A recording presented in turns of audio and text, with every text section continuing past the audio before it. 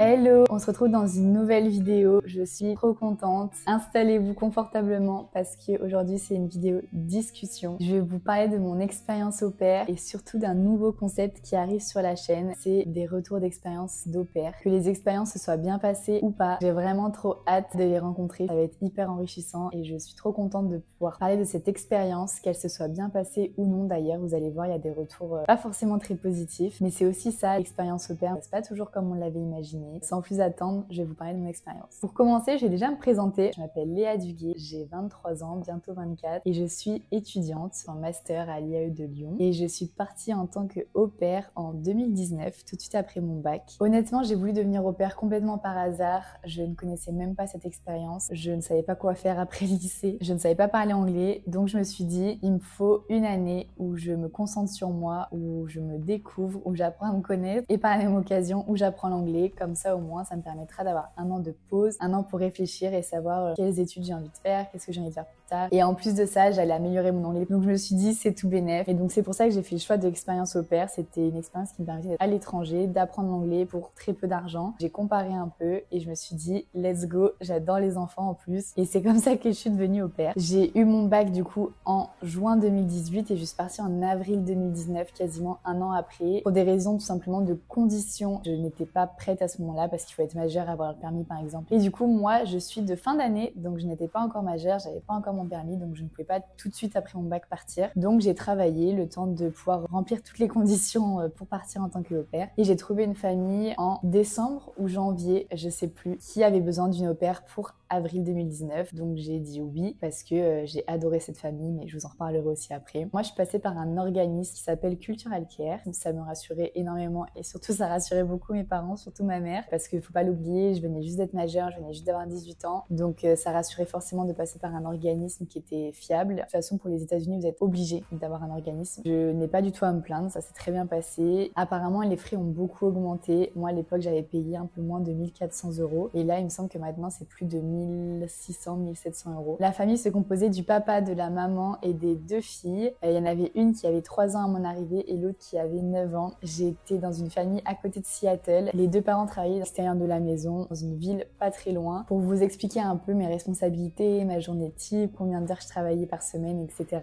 Moi, j'avais la petite donc toute la journée avec moi parce qu'elle n'allait pas à l'école. Elle avait des activités du style gymnastique, natation, donc on était quand même plutôt occupés, mais je l'avais toute la journée avec moi. C'est moi, au fur et à mesure de l'année, qui lui a fait la classe à la maison. Ça s'est trop bien passé. Bien sûr, les premières semaines, elle était un peu perdue, elle comprenait pas trop pourquoi elle avait changé d'au pair parce que j'étais la deuxième de la famille. Donc voilà, elle était un peu perturbée, mais après ça s'est très bien passé, on est devenus très proches et c'était trop bien. Moi, j'adorais mes journées avec elle. C'était trop cool. Et la grande, elle allait à l'école du matin jusqu'à 15h, 15h30. Elle rentrait à la maison à peu près. Donc pour moi, une journée type, c'était je me lève, je commençais vers 8h à peu près. Je faisais le petit déjeuner pour la petite et pour moi. La grande était déjà partie à l'école. Ensuite, le matin, on allait soit à ses activités, soit on allait au parc, soit on restait jouer à la maison, soit je l'emmenais quelque part à la bibliothèque ou autre. Le midi, on mangeait à la maison, je lui faisais à manger. Et l'après-midi, au tout début, quand elle était petite, du coup, elle faisait encore des siestes. Donc moi, j'en profitais à ce moment-là pour faire des machines à laver, appeler ma famille en France ou mes amis, regarder un film, enfin bref, je m'occupais pendant qu'elle dormait. Et plus le temps est passé, moins elle avait besoin de faire des siestes. Et donc l'après-midi, on allait se promener. Mais on rentrait toujours pour 15h pour que la plus grande puisse arriver et que la maison ne soit pas vide. Et donc on était là, on prenait le goûter toutes les trois. Et après, soit on retournait jouer dehors, soit au parc, soit on jouait à la maison, soit on faisait des activités, ou alors la plus grande avait aussi des activités. Donc par exemple, elle faisait du foot, elle faisait de la gym aussi. Donc des fois, quand elle rentrait de l'école vers 15h30, elle avait juste le temps de prendre son goûter et après on devait l'emmener aux activités extrascolaires. Donc voilà, les journées passaient très vite. Bien sûr, pendant les vacances scolaires, ça ne ressemblait pas du tout à ça. C'était beaucoup plus chill, mais en même temps, on faisait beaucoup plus de choses, j'ai l'impression. Déjà, on était toutes les trois, donc c'était différent. Je travaillais 45 heures par semaine, donc c'est le maximum qu'on puisse faire. Je faisais du 8h, 17h ou 18h, ça dépendait des jours. Et j'étais payée 200 $ la semaine. Certains États ont mis en place le fait d'être payé à l'heure. D'autres États sont restés sur le principe de 174 $ par semaine, que tu fasses 10 heures ou 45. J'ai dû aussi aller à l'école aux États-Unis pour mon visa, tout simplement parce que quand on est au pair, on doit valider des crédits et ces crédits nous sont donnés grâce à l'école. Après, vous choisissez vos cours, ça peut très bien être des cours de photographie, des cours de dessin, des cours d'anglais, des cours de français, des cours d'informatique. Bref, vous avez vraiment énormément de choix. Moi, j'avais choisi de prendre des cours d'anglais pour m'améliorer encore plus. Et j'ai trouvé ça trop cool parce qu'on est mélangé dans les classes avec des personnes étrangères. Ça peut être des expatriés, ça peut être des gens qui juste demandent la nationalité américaine et du coup, ils sont obligés de prendre des cours également. Donc, c'était hyper enrichissant de rencontrer d'autres personnes que juste d'autres au pair. Ça m'a permis de voir aussi un peu comment le système américain fonctionnait. Moi, j'ai adoré, c'était trop cool et c'est hyper bénéfique pour nous, je trouve. Ça nous permet de rencontrer du monde, ça nous apprend à nous adapter encore plus, ça nous permet de voir autre chose et moi, j'ai adoré mes cours, j'étais trop contente d'y aller à chaque fois. Personnellement, mes cours étaient les soirs parce que vu que je travaillais la journée, moi, je ne pouvais pas y aller. Mais certaines au pair qui n'ont pas d'enfants en bas âge font leurs cours la journée, comme ça au moins les soirs, elles sont tranquilles. En parlant justement du niveau d'anglais, je suis partie avec un niveau vraiment de base, c'est-à-dire que je crois qu'en sortant du lycée, j'avais un niveau A1, A2. C'était vraiment une cata, je ne savais pas dire une phrase. Je mettais juste des mots bout à bout et j'espérais que les gens me comprennent en face. Donc c'était vraiment une catastrophe et cette expérience m'a vraiment permis de progresser en anglais, de pouvoir tenir des conversations, de pouvoir comprendre, de pouvoir regarder des films en anglais, bref, de pouvoir avoir une vie en anglais tout simplement. Donc je suis hyper reconnaissante pour ça et d'ailleurs grâce à cette expérience, j'ai pu poursuivre après mes études dans une licence à 80% en anglais et ça clairement c'était juste impossible en sortant du lycée. Je pense que je me serais même pas penchée vers cette licence en sortant du lycée. C'était pour moi impensable. Pour moi, c'était l'angoisse de me retrouver dans des cours en anglais. Donc, je suis hyper reconnaissante du niveau que j'ai pu atteindre grâce à cette expérience-là. Je trouve que c'est quand même très différent de l'anglais qu'on apprend à l'école et c'est pas du tout les mêmes sujets qu'on aborde. Donc, il y a forcément des lacunes sur certains sujets, mais je suis quand même très reconnaissante. Les rencontres que j'ai fait sur place m'ont permis d'atteindre ce niveau-là, honnêtement. Déjà, comment j'ai rencontré des personnes, tout simplement grâce à l'organisme par lequel je suis passée. On avait une réunion par mois avec d'autres au pair. On était par groupe chez une dame qui s'occupait de notre suivi pour être sûr que tout se passait bien, que la famille respectait les heures du travail, qu'ils nous payaient, etc.,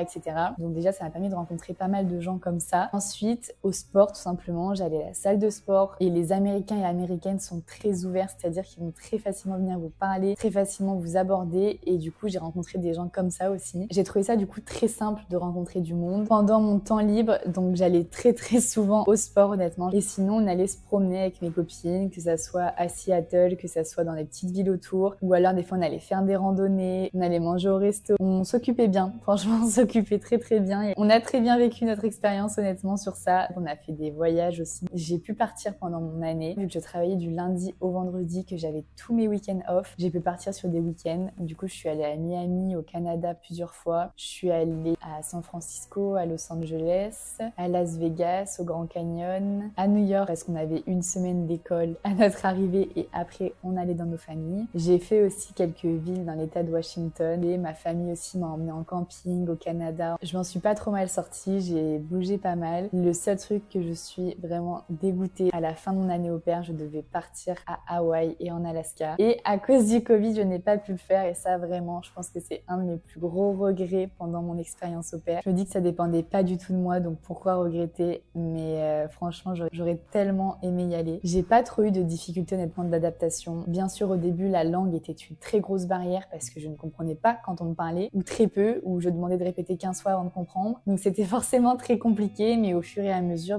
ça s'est amélioré. J'ai eu beaucoup de chance parce que ma famille mangeait pas trop mal. C'est sûr que comparé à la nourriture française, ça n'a rien à voir. Je ne fais pas partie de la team qui a pris du poids quand on était aux États-Unis parce que ça, on vous le dit pas, mais il y a tellement de au pairs qui prennent du poids en faisant cette expérience aux États-Unis. Mais c'est tellement normal parce qu'on mange tellement mal là-bas, on a tellement pas le même train de vie et quand on est au pair, certaines restent très souvent à la maison, font pas forcément d'activités sportives, etc. Et donc du coup, on peut très facilement prendre du poids. Et je pense que moi, en fait, je suis tellement arrivée là-bas en me disant, je vais trop mal le vivre s'il m'arrive ça, que je me suis mise au sport à fond. Que non, franchement, je peux pas dire que j'ai eu des gros problèmes d'adaptation. Ça s'est très bien passé. J'ai jamais trop eu non plus le mal du pays. Bien sûr que ma famille, mes amis me manquaient, ça bien sûr, mais j'étais tellement reconnaissante de l'expérience que j'étais en train de vivre. Je pense que je mesurais tellement cette chance d'être à l'étranger pendant un an. Je me suis dit que c'était juste fou et j'étais tellement fière d'avoir travaillé pour pouvoir m'offrir ça. Et du coup, je pense que j'ai voulu vivre cette expérience à 100%. Donc, j'ai jamais vraiment eu de gros coups de mou. Je dirais que la période la plus compliquée quand j'étais aux États-Unis, c'était vraiment la période de Noël. J'avais vraiment eu ce moment de waouh, je suis très loin de mes proches. Honnêtement, ça s'est tellement bien passé Noël avec ma famille d'accueil que ça m'a vite